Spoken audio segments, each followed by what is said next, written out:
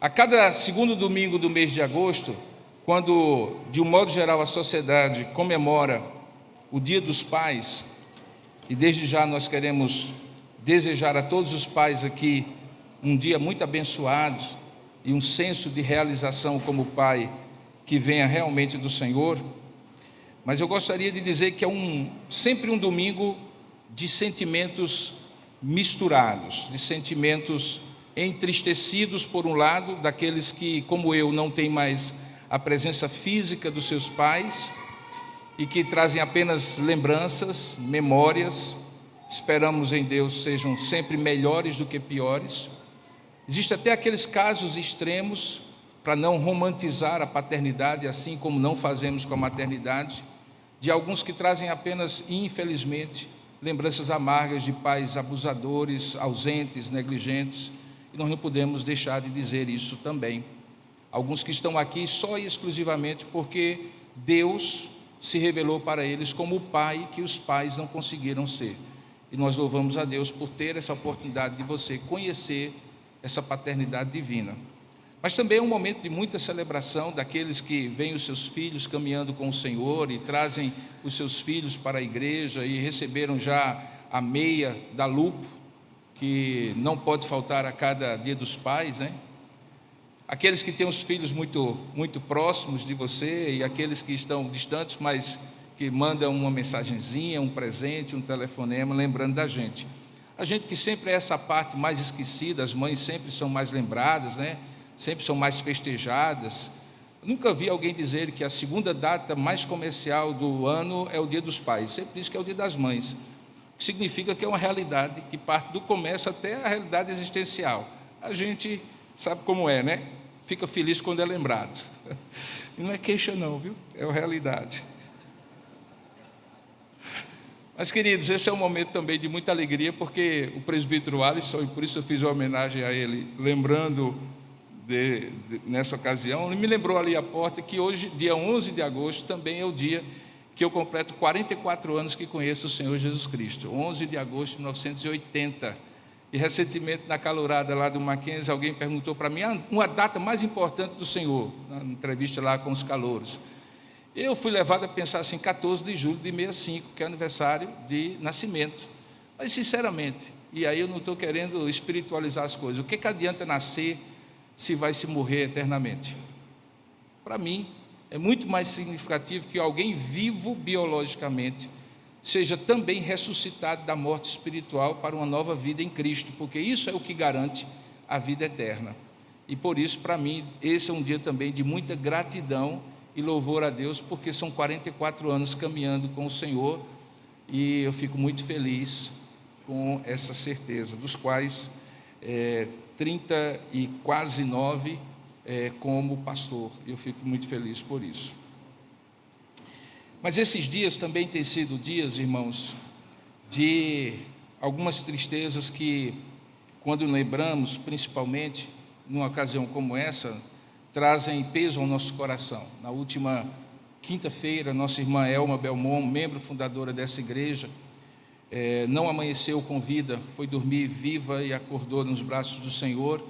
E aqueles que tiveram a oportunidade na quinta-feira mesmo de se despedir do corpo dela, porque ela já estava com o Senhor, e também de prestar a solidariedade àquela família que é tão amada por nós, amiga pessoal minha, da minha família e também de muitos irmãos aqui da igreja, especialmente os que têm mais tempo em Tambaú. Ela é uma das membros fundadoras da igreja. Certamente traz ao nosso coração um peso, porque a morte repentina de uma pessoa amada, ou as mortes de pessoas, como por exemplo naquele terrível acidente que aconteceu essa semana também, acho que ontem ou antes de ontem, e que matou tragicamente 62 pessoas, trazem para nós o senso da dor e do sofrimento muito próximo, seja uma pessoa querida, amada e presente ali, seja uma pessoa que mesmo distante representa algo, ou que é colhida pela morte de uma maneira repentina. Me veio à mente pelo menos as 8 ou 10 ocasiões nesse ano que eu viajei num avião menor do que aquele da mesma companhia aérea, e passou pela minha cabeça que em algum momento poderia ser eu, ou poderá ser eu, dependendo do propósito de Deus na minha vida. E a gente fica sempre achando que a morte, que sempre é uma distante, que nós queremos muito longe de nós, de repente se aproxima e toca, tangencia ou afronta a nossa vida. E que sem esse processo de preparação para essa separação, que pode acontecer a qualquer momento, sem dúvida alguma, a morte é a maior dor que um ser humano pode experimentar. São as mais diversas emoções que se chocam na nossa alma, enquanto a mente busca um significado para a separação e perguntas impossíveis de se responder naquele momento, facilmente ficam por muito tempo sem resposta e talvez nunca sejam respondidas. Por isso que não é fácil consolar pessoas inconsoláveis, porque afinal de contas, o que significa realmente consolo? O que significa realmente consolação, conforto espiritual? Há alguns meses eu preguei num texto de 2 Coríntios capítulo 1, verso 3 a 7, falando sobre a consolação. E vou me atrever a trazer esse texto novamente aos irmãos para reflexão, nesse momento que, por um lado, nós celebramos a vida de muitas pessoas queridas, mas somos confrontados. Tira um pouquinho aqui do reverb, Júnior, está voltando muito aqui o som, um reverb aqui. Que são confrontadas com a morte e com esse significado terrível da separação que parece ser para sempre. Então convido você a abrir a palavra de 2 Coríntios capítulo 1, verso 3 a 7, e nós hoje vamos falar sobre a teologia do sofrimento, a experiência do consolo e a presença do Pai, juntando esses três temas que certamente hoje estão na nossa mente. 2 Coríntios capítulo 1, verso 3 a 7. A teologia do sofrimento, a experiência do consolo e a presença do Pai. 2 Coríntios capítulo 1, verso 3 a 7 diz o seguinte: Bendito seja o Deus e Pai de nosso Senhor Jesus Cristo, o Pai de misericórdias e Deus de toda consolação. É Ele que nos conforta em toda a nossa tribulação, para podermos consolar os que estiverem em qualquer angústia, com a mesma consolação com que nós mesmos somos contemplados por Deus. Porque assim como os sofrimentos de Cristo se manifestam em grande medida a nosso favor, assim também a nossa consolação transborda por meio de Cristo. Mas se somos atribulados, é para o vosso conforto e salvação. Se somos confortados, é também para o vosso conforto, o qual se torna eficaz, suportando vós com paciência os mesmos sofrimentos que nós também padecemos.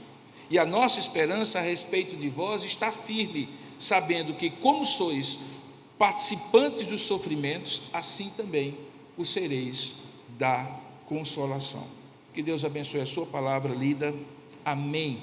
Curva a sua cabeça, feche os seus olhos. Vamos pedir a Deus a sua iluminação sobre o texto que será exposto.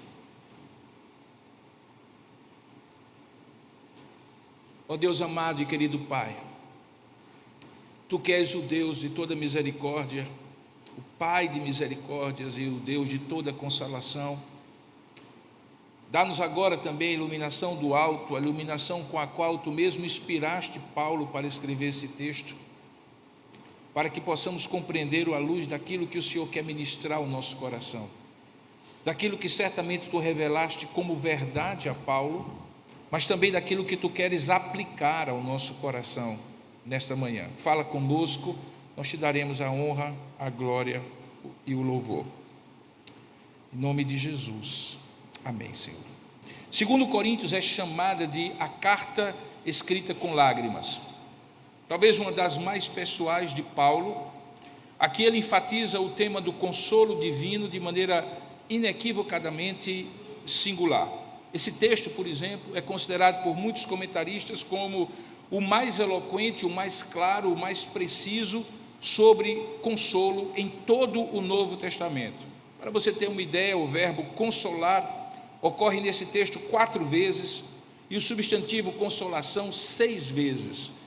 Portanto, o que Paulo estava fazendo ali era tratando de uma teologia do consolo, tratando daquilo que para ele era importante, que era a experiência do consolo que ele tinha tido na sua própria experiência, ele vai falar um pouco mais adiante sobre ela, e também tentando demonstrar que esse consolo que ele havia recebido no meio do seu sofrimento, e o consolo que ele agora compartilhava com os irmãos em Corinto, para que eles fossem confortados no meio do sofrimento deles, vinha do Pai das misericórdias, do Deus de toda consolação.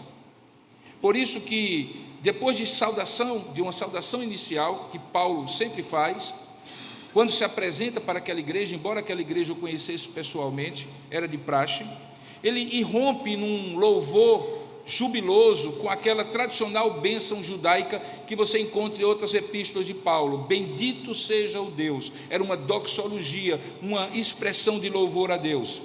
E logo após ele convida justamente os destinatários à sua epístola a se unirem a ele em louvores a Deus, o nosso Pai. Mas diferentemente de outra ocasião em que Paulo usa essa mesma expressão, bendito seja o Deus, como por exemplo em Efésios capítulo 1, verso 3, ele passa a descrever o Senhor não como aquele Deus soberano, embora ele obviamente fosse, como fez em Efésios. Ele chama Deus de Pai da compaixão e Deus de todo consolo. É a única vez que essas duas expressões estão presentes juntas no Novo Testamento. E é a única vez que Deus é descrito desta maneira, como o Pai das misericórdias e o Deus de todo consolo, ou o Pai da compaixão e o Deus de toda consolação. As versões podem mudar, mas o sentido é o mesmo. Isso é importantíssimo, porque uma vez tratando de compaixão, quando Paulo coloca que tudo aquilo que ele vai dizer vem como um desdobramento do ser de Deus e da obra de Deus de consolação, ele está dizendo de cara que não existe consolo humano que possa substituir o consolo divino. Ele não aponta para pessoas caridosas, para as carpideiras que choravam nos sepultamentos de antigamente. Ele não aponta para o ombro amigo de um parente, de um pai, de um filho, de uma pessoa que possa, naquele momento trágico da dor, estar junto, chegar junto, como normalmente nós esperamos das pessoas, ou como nós esperamos ser para as pessoas quando elas precisam. Não, na verdade, Paulo aponta de maneira muito clara, logo no início da sua teologia do sofrimento e da sua teologia do consolo, para o Pai da compaixão e o Deus de todo consolo. Por quê? Porque compaixão é o amor de Deus por aqueles que estão feridos. Compaixão não é um sentimento de pena, de dó, ai, coitadinho, não. Compaixão move o coração de Deus. Algumas vezes, das poucas vezes que o Evangelho registra Jesus chorando, ele sempre está chorando por compaixão. Compaixão é sentir a dor do próximo, colocando-se no lugar do próximo, sentindo aquilo que o próximo está sentindo, mas não apenas como um sentimento vazio e superficial. É um sentimento que move a ação. E por isso, Deus, quando é chamado de Deus da compaixão, é um Deus que revela, manifesta, expressa a sua compaixão. Paulo também observa que esse Deus é Deus de todo consolo. Ele diz que todo consolo vem de Deus o Pai, pois sempre que seus filhos experimentarem sofrimentos e tribulações, seja de que natureza for, ele tem compaixão, sentindo a dor deles e colocando o lenitivo do seu consolo. Pois bem, essas duas expressões, Pai da compaixão e o Deus de todo consolo, introduzem na teologia que Paulo quer fazer sobre a consolação, a discussão que ele faz sobre justamente o consolo, sobre as dificuldades que ele tinha passado, sobre as tribulações que ele tinha passado e o livramento que Deus continuamente dava para ele. Ele mesmo era objeto e testemunha disso. É só dar uma olhadinha no verso 8 desse texto e você vai ver o apóstolo Paulo dizendo que ele tinha passado por isso lá na região da Acaia. E por isso Paulo, não apenas porque ele teorizava uma teologia do sofrimento e do consolo, mas porque ele também tinha experimentado o sofrimento e o consolo, é que aquela teologia se caminhava para uma prática que poderia servir de testemunho. E esse é o melhor caminho.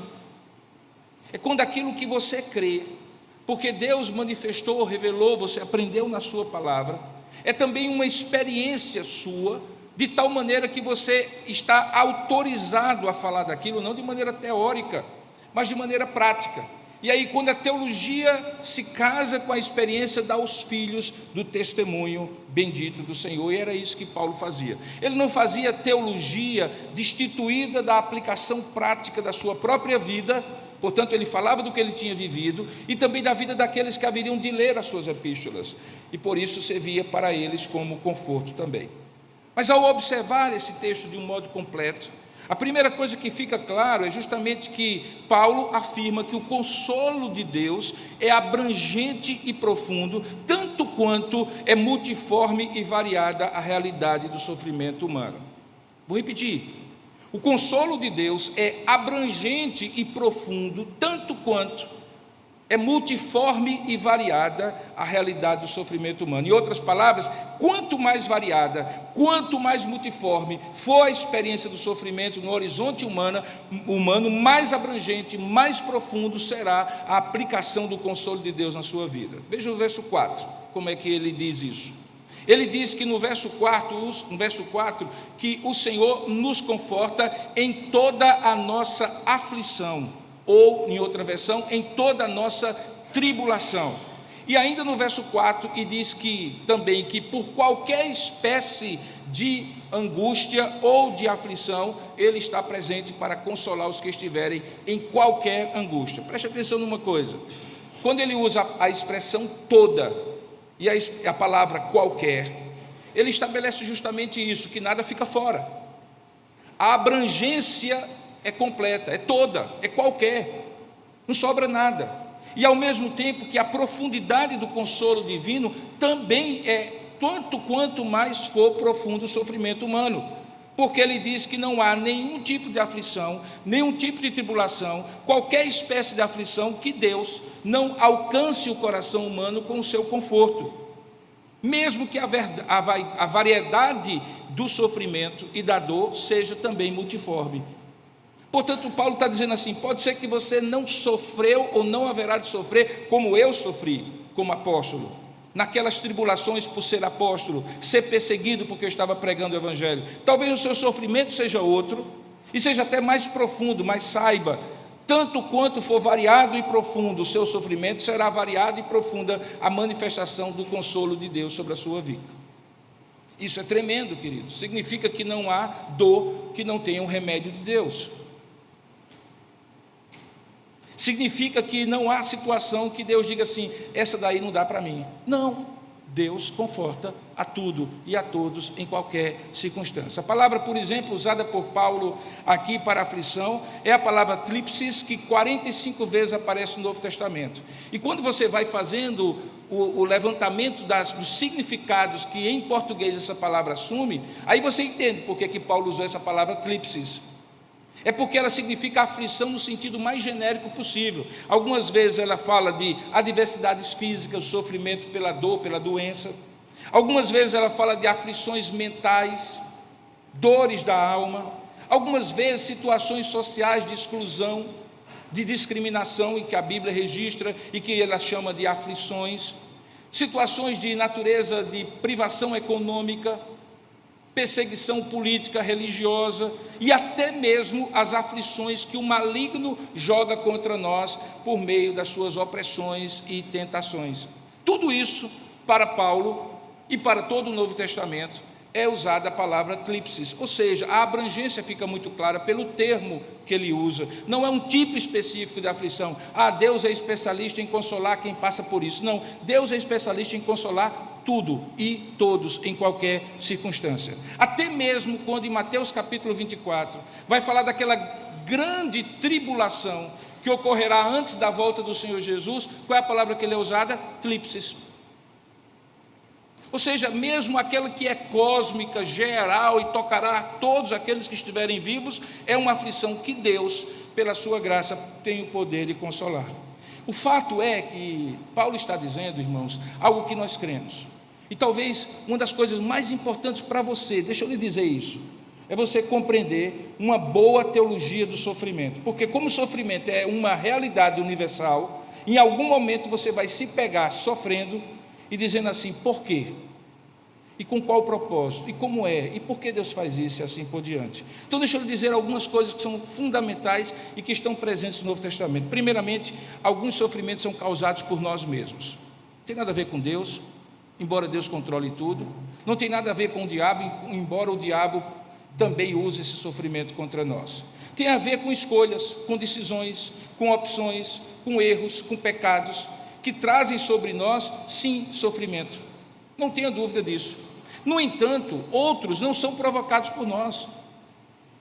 Nós somos mais vítimas do que autores do sofrimento. Outros são provocados por atitudes de outros que, direcionados a nós ou que nos envolvem, acabam fazendo com que sejamos seres que sofrem. A decisão equivocada de alguém que está liderando um grupo, um pai, por exemplo, que decide alguma coisa que vai afetar a esposa e os filhos, coitado dos filhos, não são culpados de nada do sofrimento que ele provoca, mas esse pai é responsável diante de Deus, porque existem dores e sofrimentos que nós causamos, existem dores e sofrimentos que os outros causam a nós, quer estejamos diretamente envolvidos ou não.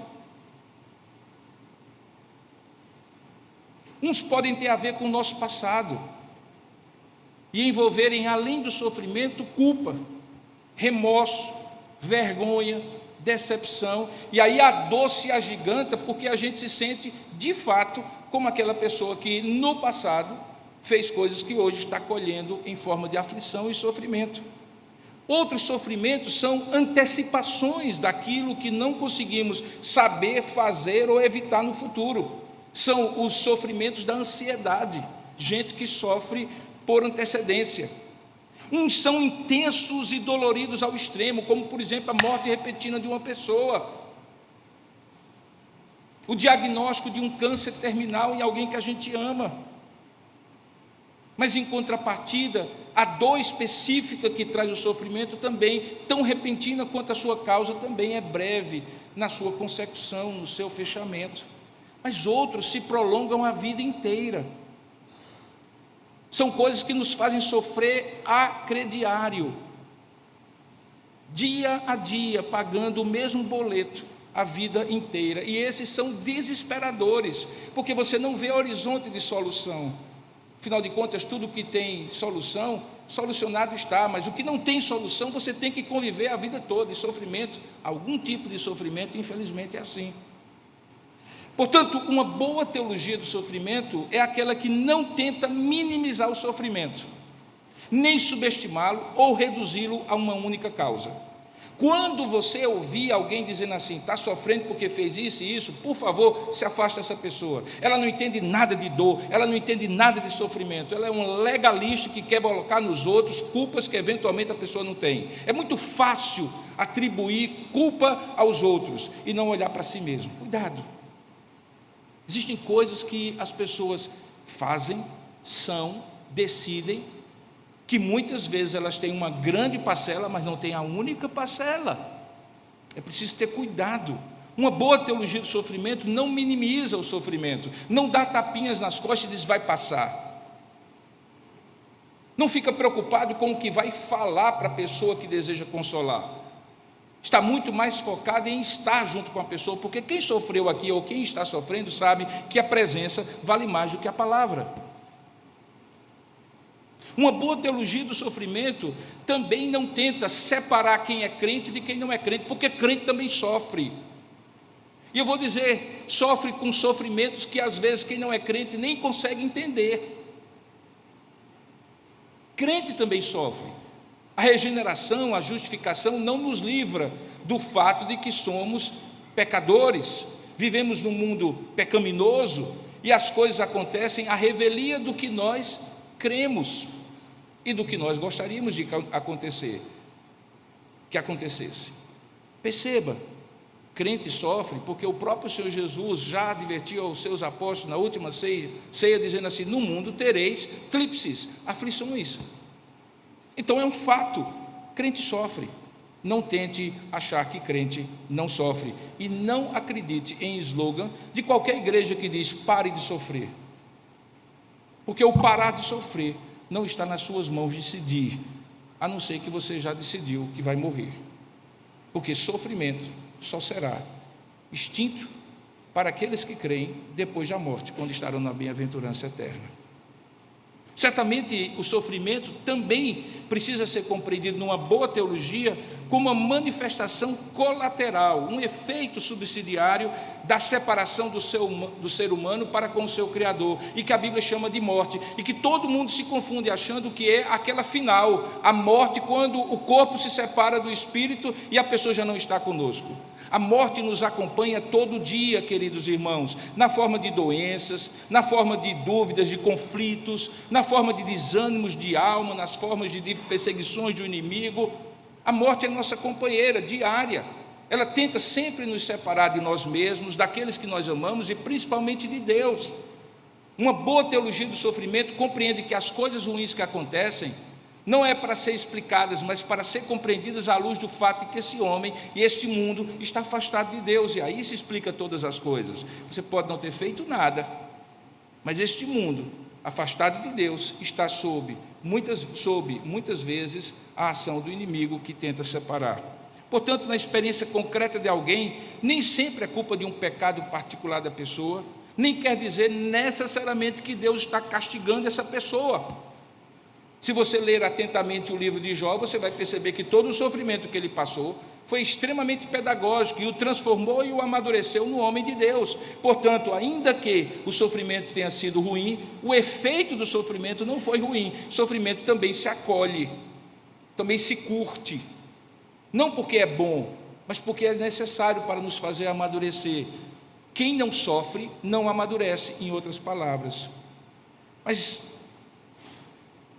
embora essa teologia seja dura e não coloque panos quentes, o fato é que não há aflição que Deus não conforte.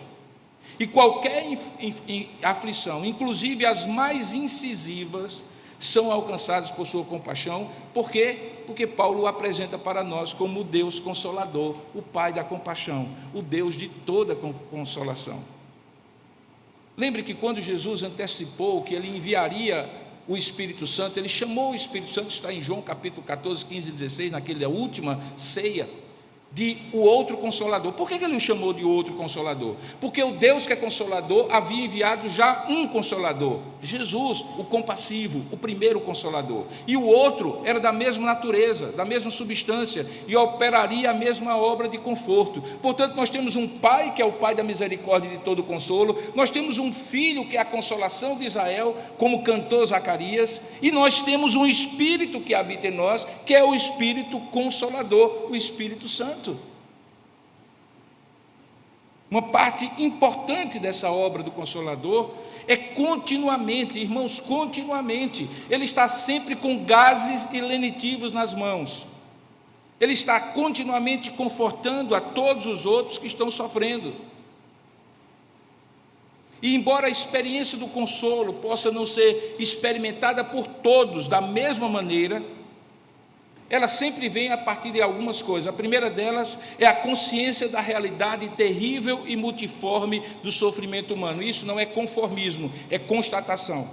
A gente pode estar alegre no minuto, mas não deve se enganar. No minuto seguinte, a dor pode nos alcançar. E se você tiver essa consciência de que a cada dia, a cada minuto que Deus lhe livra de um sofrimento atroz, é a expressão da graça de Deus, você também perceberá que quando Ele não lhe livrar do sofrimento atroz, mas estiver presente, lhe consolando, isso também é a expressão da graça de Deus. Você consegue entender isso? Deus, quando faz, é gracioso. Quando permite que você passe pelo sofrimento, para fazer somente no sofrimento, Ele é gracioso também. Ele é gracioso quando evita o sofrimento, Ele é gracioso quando passa por você no sofrimento.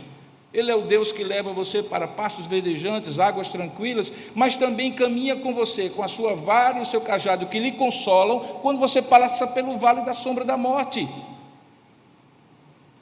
Essa teologia do sofrimento e do consolo é fundamental para que a gente não fique, como eu falei domingo passado, surpreso quando Deus nos abençoa abundantemente, ou revoltado quando parece que Ele esqueceu de nós. Não, no sofrimento Ele nunca esquece de nós.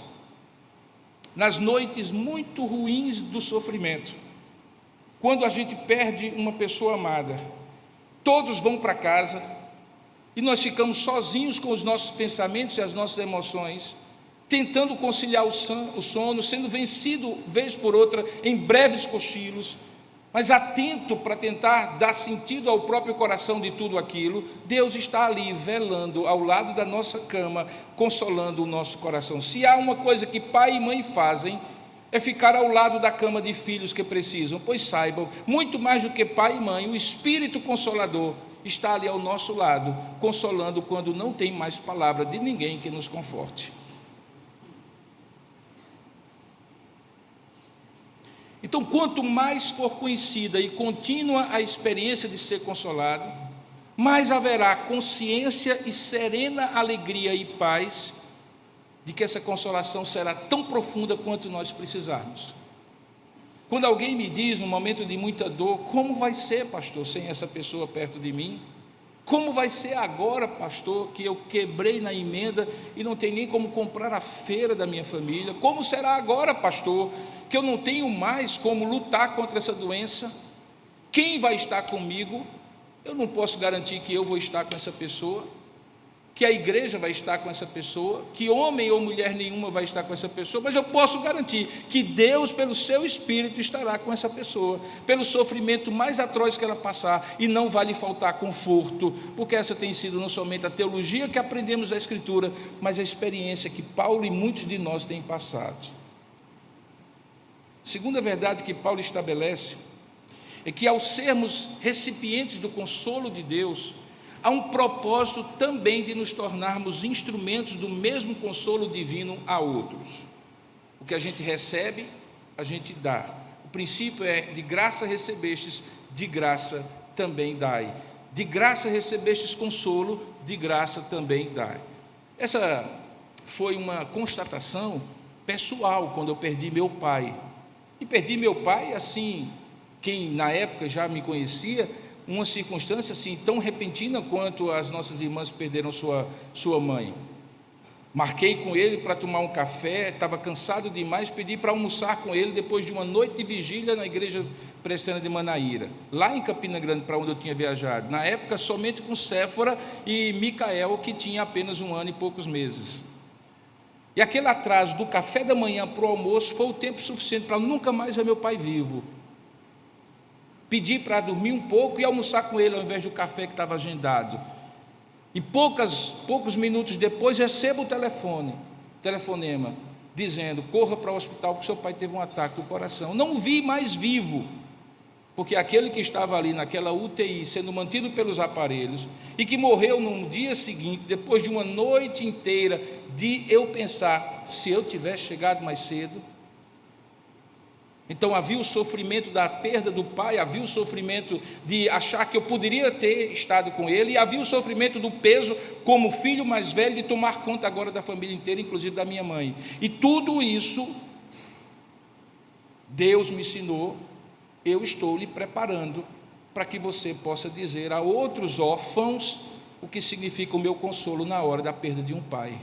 Porque Deus nunca permite que o sofrimento seu seja um sofrimento sem sentido e sem propósito. No verso 4, Paulo volta a afirmar essa verdade quando diz que nós somos consolados, veja aí, para, significa finalidade, a fim de que possamos consolar os que estiverem em qualquer angústia com a mesma, e é curioso, com a mesma consolação, não é a mesma circunstância, mas com a mesma consolação com que nós mesmos somos contemplados por Deus. Isto é, Ele nos conforta em toda a nossa aflição para nos capacitar a consolar aqueles que passam por qualquer espécie de aflição com o mesmo consolo com que nós somos consolados por Deus. Não é a circunstância que determina se eu posso falar ou não sobre o consolo de Deus, porque cada circunstância vai ser diferente, vai ser singular, vai ser única. É a realidade da uniformidade do consolo de Deus, seja qual for a circunstância que eu passar, que me dará o gosto, o sabor, o cheiro, a sensação do que é ser consolado, e eu poderei manifestar para o outro, independentemente da circunstância do outro. Se havia alguém que podia ver com empatia a situação de cristãos que tinham de suportar a aflição, esse homem era Paulo. Lembre que no final da primeira viagem missionária, ele afirmava que, junto com Barnabé, que eles teriam de passar por muitas tribulações, a palavra eclipse, para entrar no reino de Deus. E é nessa hora agora eles ofereciam consolo e fortalecimento à igreja de Corinto, como eles tinham oferecido a Derbe, Listra, Icônio e Antioquia de Pisídia, onde eles estavam. Paulo bem podia testificar que a aflição produzia perseverança, caráter e esperança. É isso que ele diz em Romanos capítulo 5, quando diz que justificados, pois mediante a fé, temos paz com Deus. Mas esta paz não significa ausência de sofrimento. Ele faz uma sequência onde ele fala sobre sofrimento que produz perseverança, perseverança que produz caráter e caráter que produz esperança. Isso tudo nos ensina, irmãos, que ao sermos encorajados, conseguimos ajudar efetivamente aqueles que estão à nossa volta, quando nós mesmos já recebemos o cuidado consolador de Deus. Esse texto, portanto, fala de uma responsabilidade corporativa, comunitária, orgânica, que temos em relação aos nossos semelhantes. Se você sofreu, console, porque você foi consolado. E se você está sofrendo, prepare-se, Deus vai usar você para consolar outros. Então saia um pouquinho do meio e entenda assim, não é só por causa da minha necessidade de consolo diante do meu sofrimento, é porque Deus está querendo me usar. Naquela ocasião que eu preguei esse sermão no mesmo texto, embora esse já está diferente, porque nunca um sermão é igual a outro, né? Eu fiz uma relação entre o mar da Galileia e o Mar Morto. Alguns irmãos aqui recordam. São duas porções de água enormes que estão na terra de Deus, em Israel. Uma no norte e outra no sul. O Mar Morto é um mar morto literalmente. Quem vai lá em Israel gosta de deitar-se nas águas muito salobras que não permitem que o corpo afunde. Ali há depósitos de sais, os vários diversos sais, de enxofre, a temperatura é demais porque está quase 400 metros abaixo do nível do mar, não há aves voando por cima do mar, não há peixes dentro do mar, não há plantas dentro do mar, porque não há vida. Ele é chamado morto porque é morto mesmo. Mas ele recebe águas vivas, que descem pelo rio Jordão, vindas do mar da Galileia, que por sua vez recebeu essas águas lá do Monte Hermon, nos Antilíbanos, quando as águas degelam e o gelo degela e a água se torna assim abundante. Por isso que o mar da Galileia é considerado como um dos mares mais piscosos do mundo. Peixes, as mais variadas espécies. E o que é que explica que um mar vivo em cima, que manda água viva para baixo, produza um mar morto?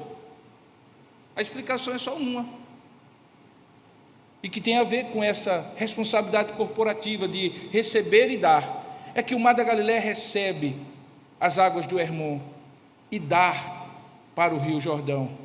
O Mar Morto recebe do rio Jordão, mas de lá não sai nada, só vapor sulfuroso da temperatura. Quem recebe e não dá, morre. Quem recebe e dá, fica vivo e ressuscita outros. Consolo é a mesma coisa, queridos. Consolo é para a gente receber e dar, e quanto mais a gente dá, mais a gente ressignifica aquela experiência de consolo. Não pensem que é você se martirizar lembrando da sua dor e do seu sofrimento quando você compartilha com alguém. Não, Deus está lhe dando a oportunidade de cada vez mais ressignificar aquele sofrimento que você teve tempos atrás, com outros olhares, mais maduros, mais experientes, e dizer assim: agora eu entendo, e por isso eu posso dizer para você: Deus conforta. Deus vai estar com você. Por quê? Porque já passaram-se muitos anos e eu vi Deus confortando a minha vida.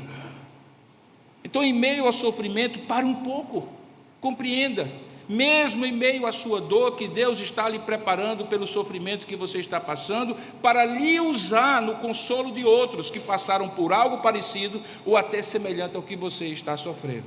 Eu gosto muito da expressão sempre usada pelo reverendo Hernandes Dias Lopes, que diz que Deus não desperdiça sofrimento na vida de seus filhos. Deus não desperdiça sofrimento na vida de seus filhos. Se a realidade do sofrimento é inquestionável, que ela é inadiável, ela acontecerá, ela não pode ser evitável, ela é inevitável, então o que Deus faz é usar o sofrimento não desperdiçado para tratar dos seus filhos. Aí ele escreve algo que eu gostaria de dizer para vocês. Ele diz assim: o sofrimento na vida dos filhos de Deus não é despropositado. Deus não permite que sejamos provados além de nossas forças, nem que sejamos afligidos sem um desígnio bendito. Podemos afirmar com inabalável certeza aquilo que Romanos 8:28 diz: sabemos que todas as coisas cooperam para o bem daqueles que amam a Deus, daqueles que são chamados segundo o seu propósito. O sofrimento não veio, portanto, para nos destruir, mas para fortalecer as fibras da nossa alma. O sofrimento do presente redunda em glória no futuro. O sofrimento é pedagógico, pois o próprio Filho de Deus aprendeu pelas coisas que sofreu. Logo, quando Deus nos permite passar pelo vale da dor, Ele está esculpindo em nós o caráter de Cristo e nos capacitando para sermos consoladores daqueles que estiverem passando pelas mesmas aflições. O sofrimento, diz Hernandes, é a academia de Deus, na qual somos treinados para os grandes embates da vida. Com o sofrimento vem o aprendizado dos decretos divinos.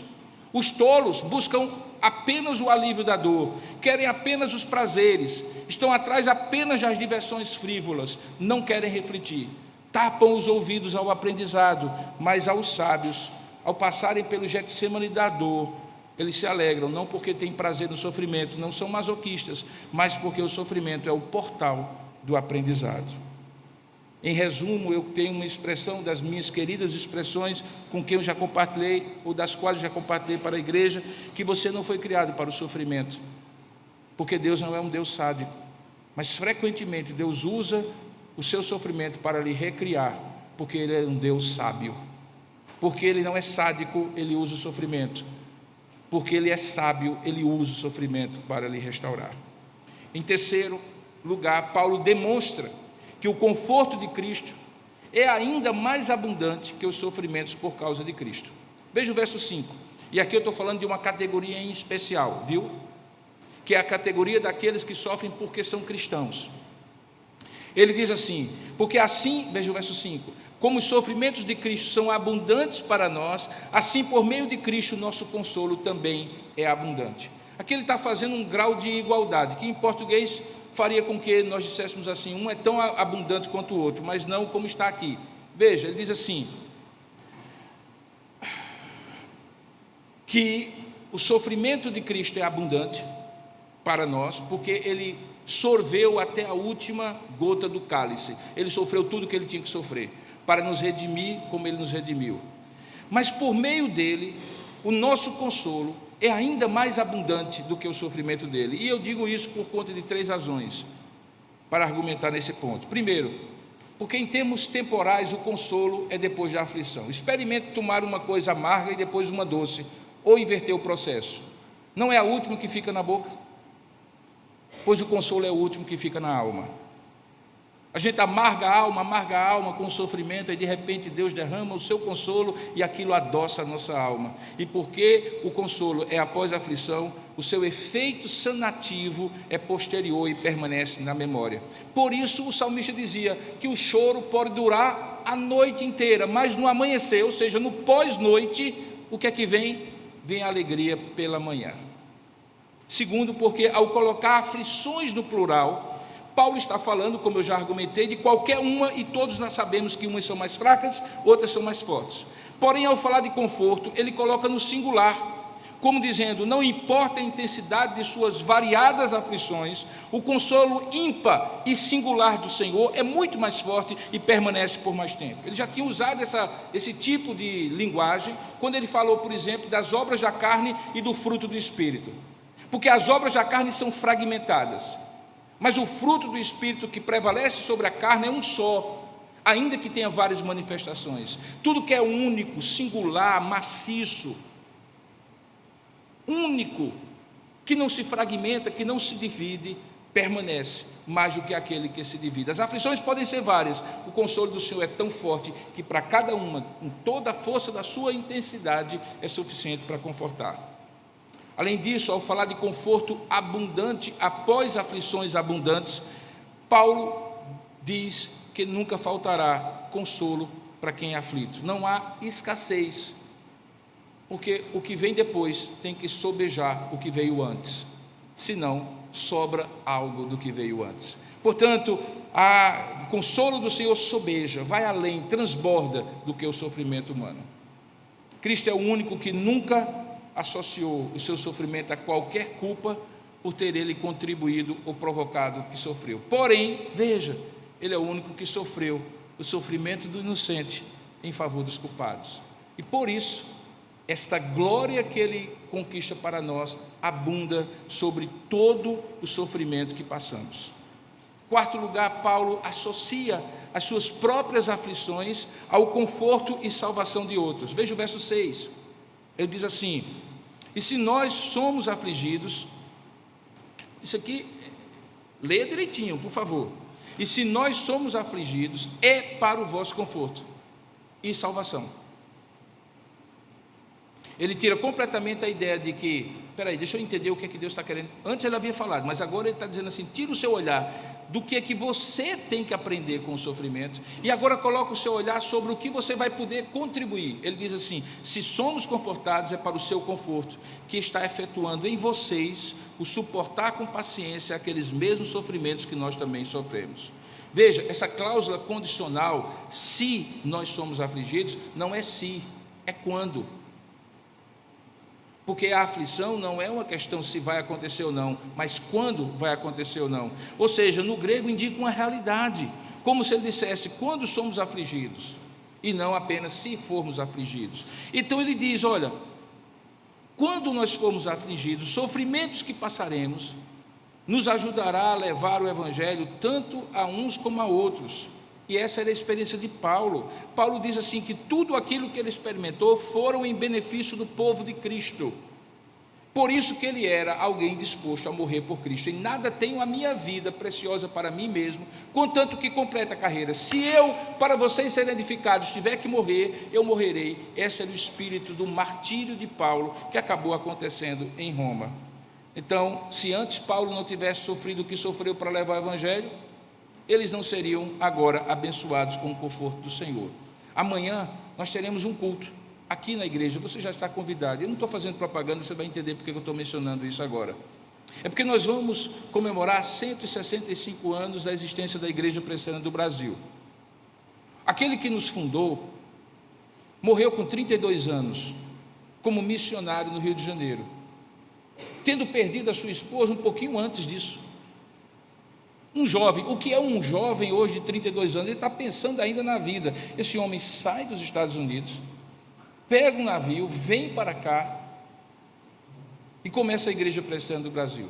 Se você, um missionário presbiteriano, se você for ler a história da Igreja Presbiteriana do Brasil, você vai ver em todos os lugares onde ela foi expandida à luz de muito sofrimento humano, pessoas que se doaram para que o Evangelho chegasse a você. Pessoas que se doaram. Hoje esse evangelho mais soft e essa experiência presbiteriana de ar-condicionado, conforto, VIP Valet e assim por diante, talvez faça a gente achar que isso tudo foi conquistado sem esforço. Não foi. Até essa igreja aqui foi conquistada com muito esforço. Quando chegamos aqui, isso aqui era um armazém comercial. Isso aqui era cimento. Aquele lugar onde você passa de um bloco para outro era um matagal dessa altura. Não havia ar-condicionado e as portas eram colocadas abertas e cada um que se abanasse. Isso não é nada, nada, quando você pensa nos colportores bíblicos que andavam quilômetros e mais quilômetros. Hoje se queixar por conta de 3 horas e meia de viagem de São Paulo para cá, bobagem. Os caras passavam dias e dias em cima de uma mula, de um jumento, de um cavalo para entregar a Bíblia a gente que os hostilizava e expulsava. Aqui no interior da Paraíba teve igreja queimada, com gente dentro, que só se salvou porque saiu correndo, por conta da perseguição ao Evangelho. E esses homens, assim como Paulo, essas mulheres, assim como Paulo, missionários de Deus, se doaram para o Evangelho chegar a nós. Portanto, querido, menos mimimi quando a gente tem que se sacrificar em alguma coisa para que o nosso sofrimento, que não é desejado, mas acaba vindo com a dedicação a Deus, seja transmitido para outros.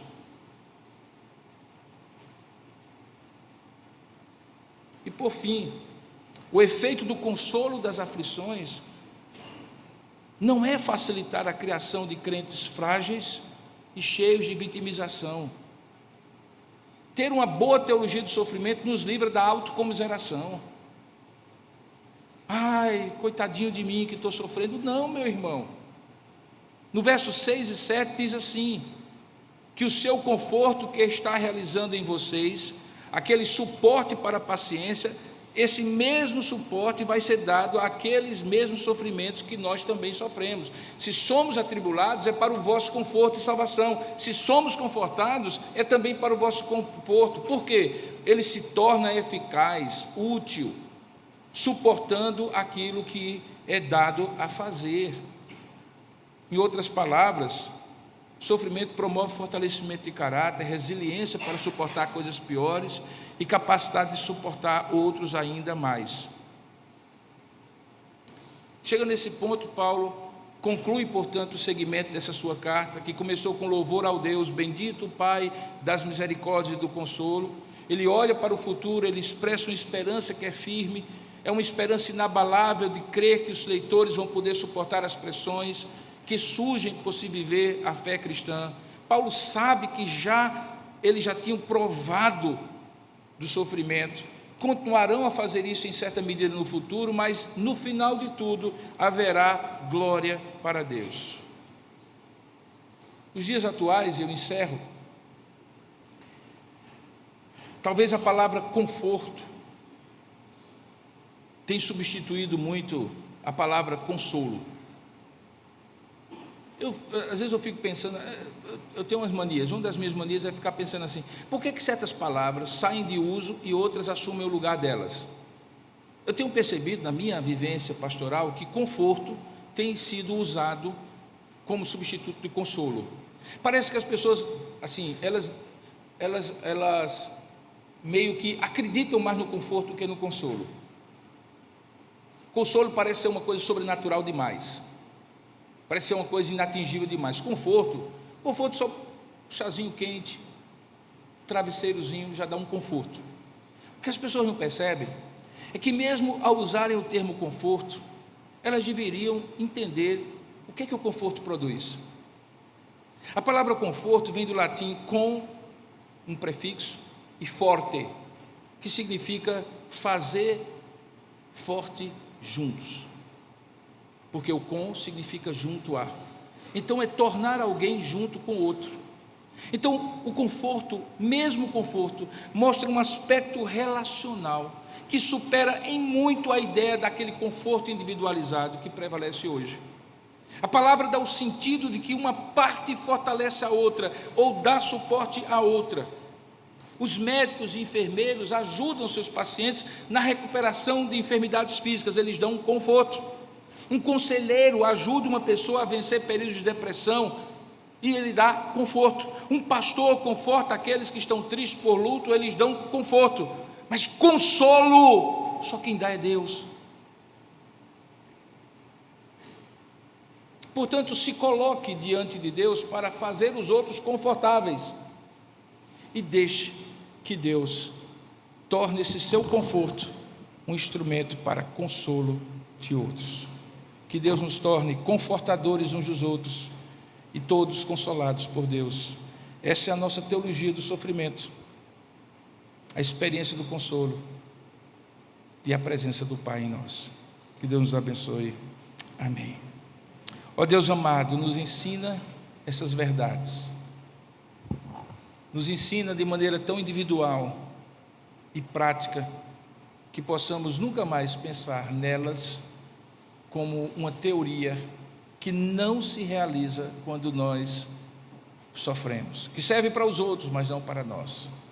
Ó Pai, é possível que haja pessoas sofrendo e que essas palavras, ó Pai, sejam usadas para conforto delas, como instrumentos para o Teu consolo divino. Mas nos ajuda, Pai, a sermos uma igreja, uma comunidade que, além de corações amigos e braços abertos, sejam também corações confortadores uns dos outros, porque Tu nos ensina a chorar com os que choram e a sermos instrumentos do Teu consolo. Faz-nos assim, Pai, ao mesmo tempo que manifesta a Tua presença paternal, consolando aos Teus filhos e filhas, a todos que estão experimentando dor e sofrimento. É o que nós oramos em nome de Jesus. Amém, Senhor.